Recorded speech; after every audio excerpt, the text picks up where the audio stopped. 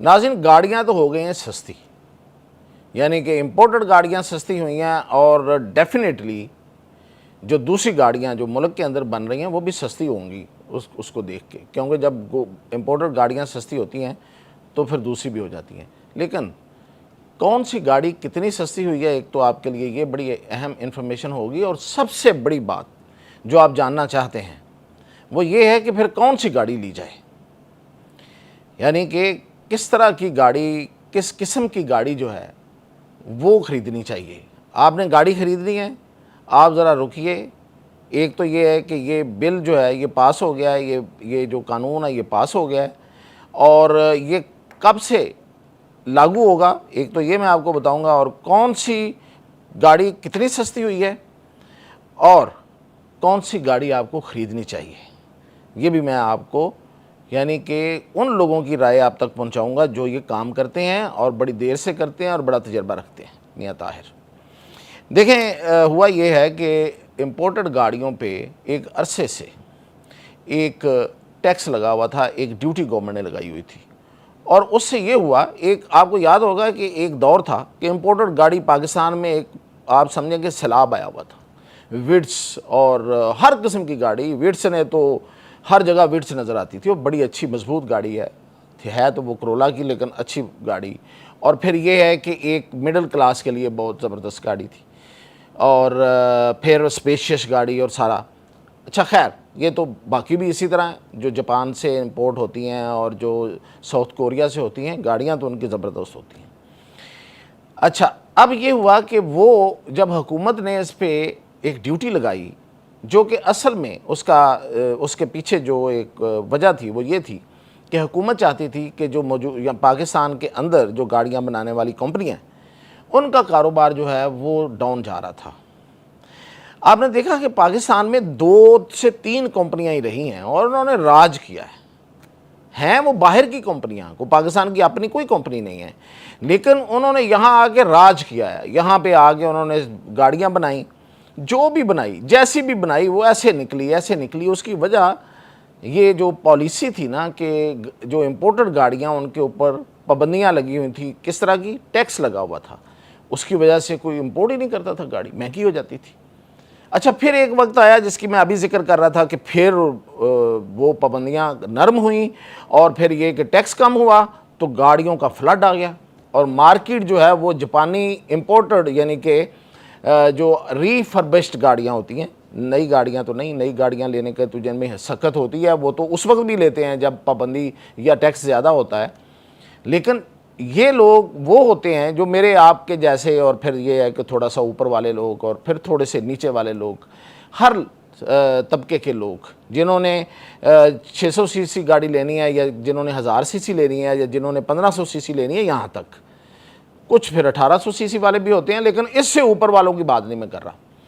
तो फिर उन्होंने पाबंदी लगवाई इन कंपनियों ने, और फिर उन्होंने अपना ठीक ठाक बिजनेस किया। अब आप देखें पाकिस्तान में कितनी कंपनियां आ गई हैं यहाँ पे गाड़ियाँ बनाने वाली, तो बुरी बात तो नहीं है, लेकिन मतलब ये, या तो फिर पाकिस्तान की अपनी कंपनियां हों या फिर कंपटीशन रहना चाहिए।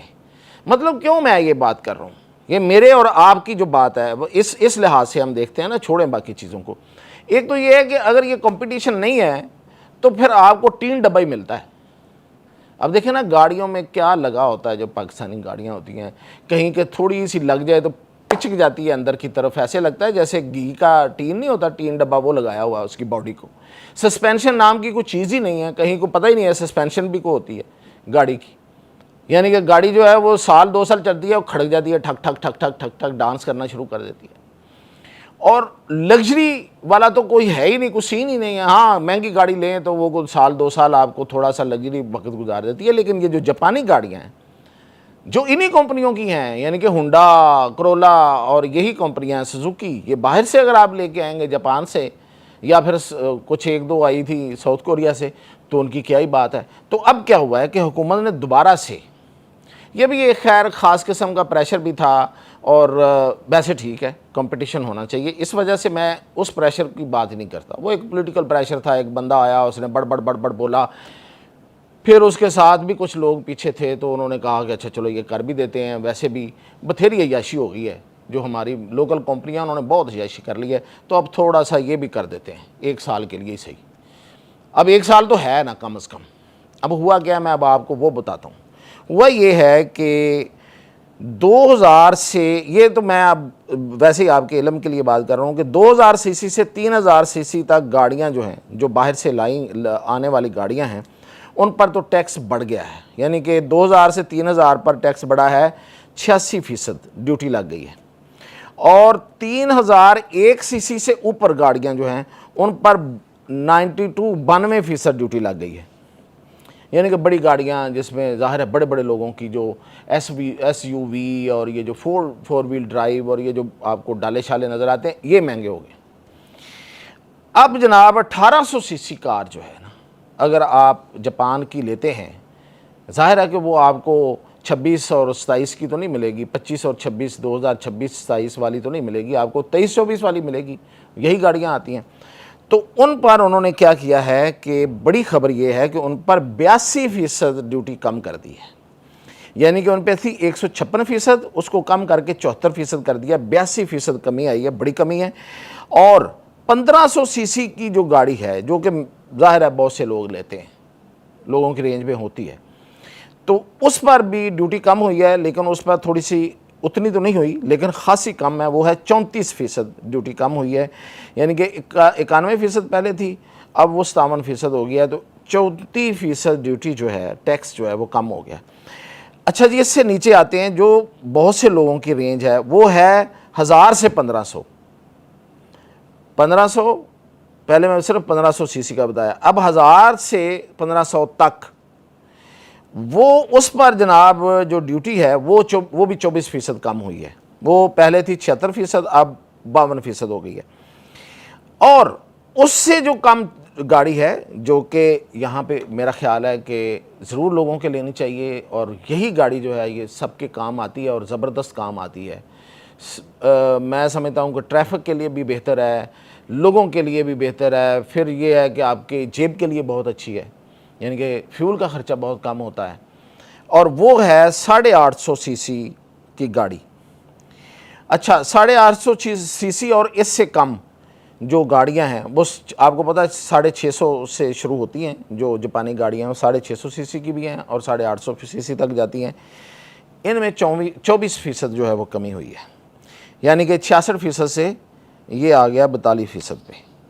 अच्छा जी, अब मैं रफ़ आपको एक अंदाज़ा बता देता हूँ कि आप अगर 850 सीसी की गाड़ी इम्पोर्टेड लेते हैं तो वो अब आपको जो मौजूदा कीमत है वो बनती है उसकी को 35 लाख। अब उसमें जो कमी आएगी वो 3 से 6 लाख आएगी। वैसे मैंने 35 लाख एक रफ़ अंदाज़ा बताया है। अभी मेरी जो बात हो रही थी उसमें ये 24-25 लाख की भी मिल जाती है कुछ गाड़ियाँ। तो खैर ये तो अभी जब शुरू होगा तो शायद इससे कम थोड़ा सा इसी रेंज में आ जाए जितना मैंने कहा। तो ये तो बहुत ज़बरदस्त रेट है। यानी कि आप यूँ समझिए ये सबसे आसान होगा आपके लिए कि 850% से नीचे और 650 से 850%, 850 सीसी की जो गाड़ी अगर आप लेंगे तो उसमें 3 से 6 लाख रुपए का आपको फ़ायदा होने जा रहा है। तो इसलिए थोड़ा रुकिए।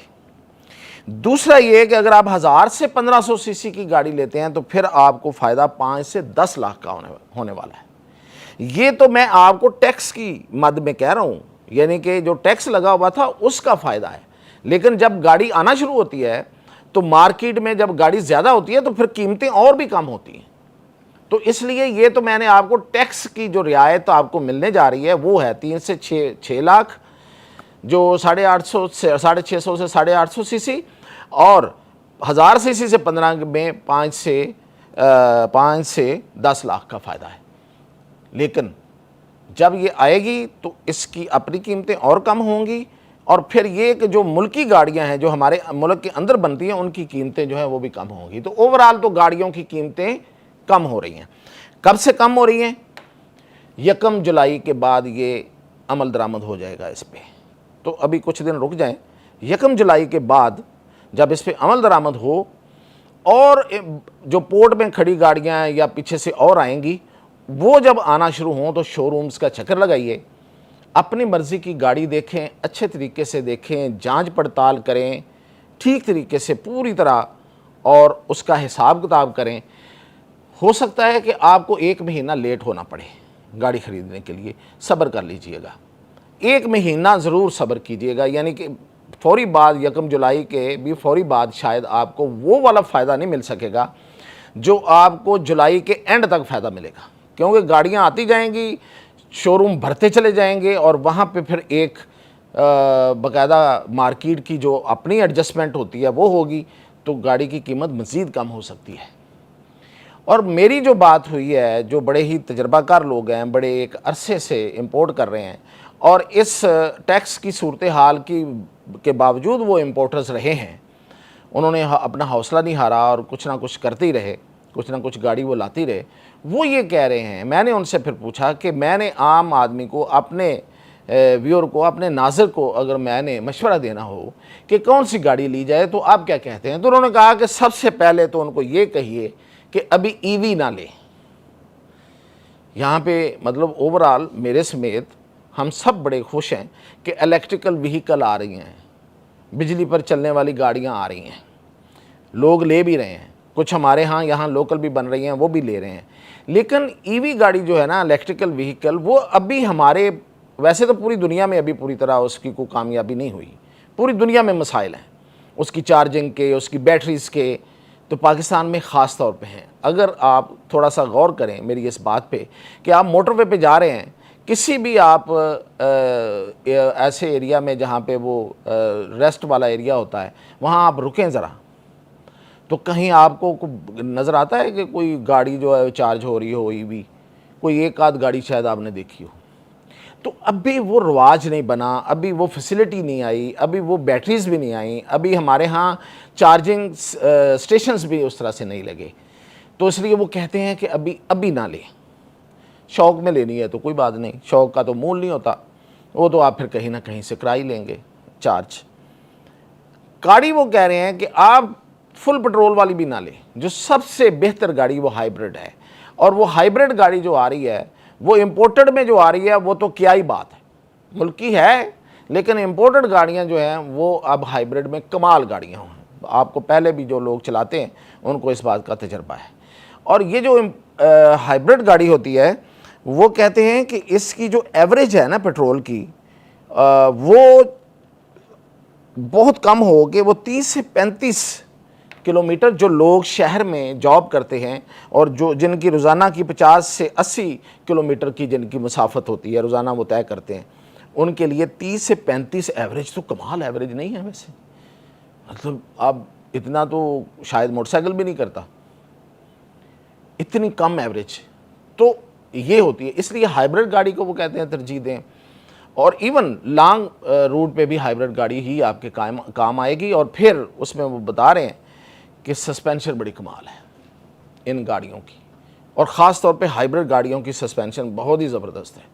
यानी कि जिस पे गाड़ी खड़ी होती है और जिस पे सारी उम्र वो चलती है, जितनी उसकी उम्र होती है, और वो स्मूथ चलती रहती है, ये नहीं होता, झूले नहीं देती। तो ये है मेरी तरफ से आपके लिए मशवरे, जो कि मैंने मुख्तलिफ़ कारोबार करने वाले लोगों से बातचीत करके, और फिर ये सरकारी डॉक्यूमेंट जो आज पास हुआ है, आज जो बजट पास हुआ है, मंजूर हुआ है पार्लियामेंट से, उसकी रोशनी में मैंने आपको बताए हैं। इजाज़त दीजिए।